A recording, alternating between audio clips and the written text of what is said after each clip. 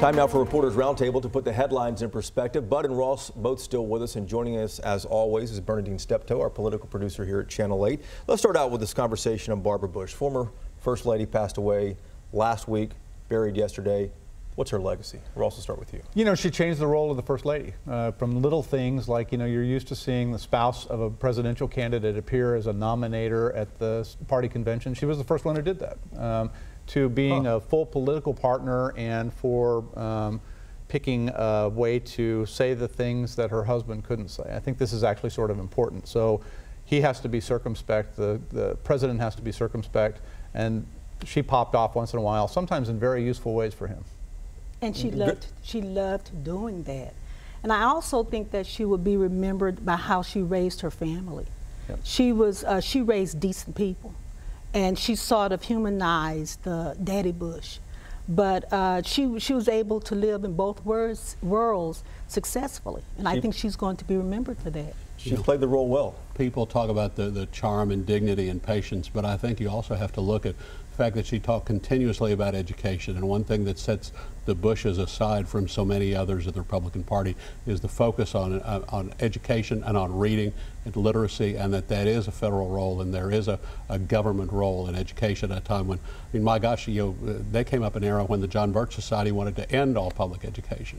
And she said, no, this is our job and we need to take care of these children. And of course, her Foundation for Literacy is one of the things she's most well known for, too. Let's jump back to the politics and the poll we discussed earlier. Ross and I did. Everyone's talking about the O'Rourke Cruz race, too. But that same poll showed also that 2/3 of Texans think that illegal immigrants aren't criminals and they should be able to apply for citizenship. 2/3 of Texans.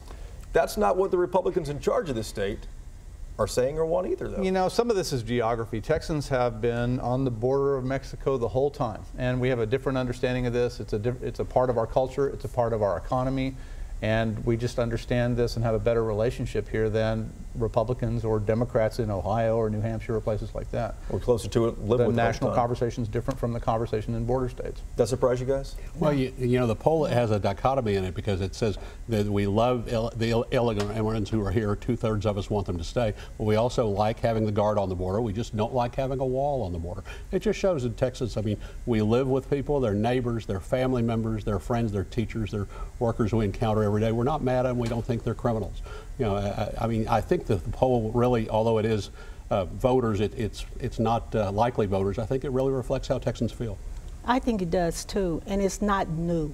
I think Texans have always felt that the immigrants were more neighbors and friends and actually relatives. So it doesn't surprise me at all.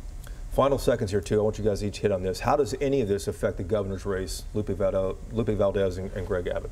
It's going to be a central issue. If it's Lupe Valdez, I expect it will be, but if it's Lupe Valdez, they're going to talk about sanctuary cities, they're going to talk about law enforcement, they're going to talk about immigration. All of those things hit the Republican marks, and Abbott's going to do that.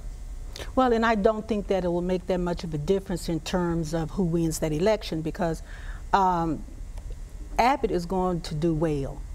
He has the money to do well. He's going to get his voters out as well as statewide voters, so I don't think it's going to have that much of a difference. I think that it will be topics, and they're going to hit hard at it, but as far as making a difference. I guess we're not going to talk about Andrew White's education plan. He wants casinos to help fund education, but he's not getting any traction with it. Well, and of course, he's not going to be. Yeah, and Andrew White and Lupe Valdez. I jumped too early on that with you, Ross. Lupe Valdez and Andrew White will meet in the May 22nd runoff. Thank you guys very much, and thank you for watching as well. ABC's This Week begins in just a moment. We'll see you again next Sunday. Hope you have a good week.